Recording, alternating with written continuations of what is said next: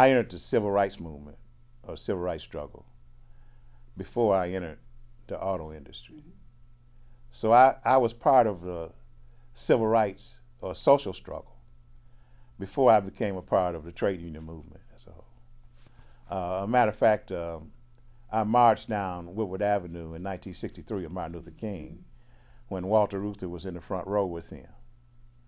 I did the same thing again in Washington in August of 1963 with the big march there with Walter Reuther, and Martin Luther King together.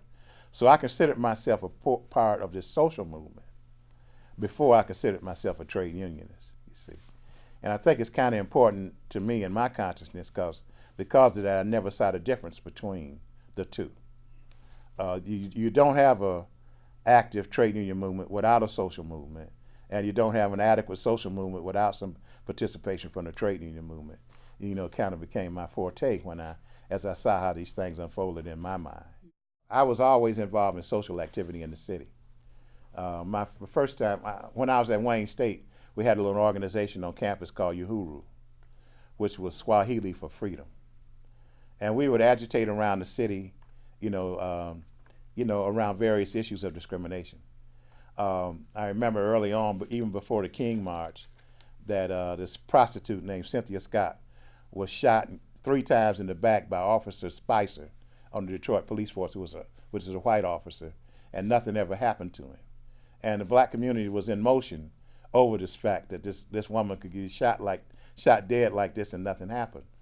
So our little group as Uhuru had joined these movements and protests, and we had street rallies at the Brewster Projects, at the Jeffries Projects down on 12th and Pingries, which was kind of concentrations of a poor black community, So I was involved in that kind of activity. Matter of fact, part of the reason or the momentum for King's huge march in Detroit in June of '63 was based in those struggles coming out of police brutality and fighting around things like Cynthia Scott. The first time I was arrested for disturbing the peace because in 1963 there was a real struggle to get the 1968 Olympic Games brought to Detroit. Now this is '63 because you got the '64 games coming up. So 4 years after that, you want the games here. The Detroit City Council had turned down an open occupancy law. I think at that time we only had one black guy on Detroit City Council. That was William T. Patrick. And so the civil rights organizations came together and said, well, how are we going to have the Olympic Games in the city and we don't even have an open occupancy law here, where people from all over the world can come to the city for an Olympic Games and you can't even live anyplace. So a big protest developed, and we went downtown to a big protest where they had this Olympic committee in the States had brought the Olympic torch all the way from California to Detroit, showing how bad they want the Olympic Games. They had the Detroit Police Band downtown playing, and but we had the NAACP, CORE, and all the rest of these groups downtown. And our little group, we was active in it too. And what happened was that we started singing "We Shall Overcome," and they whipped up the Star Spangled Banner and started playing the national anthem.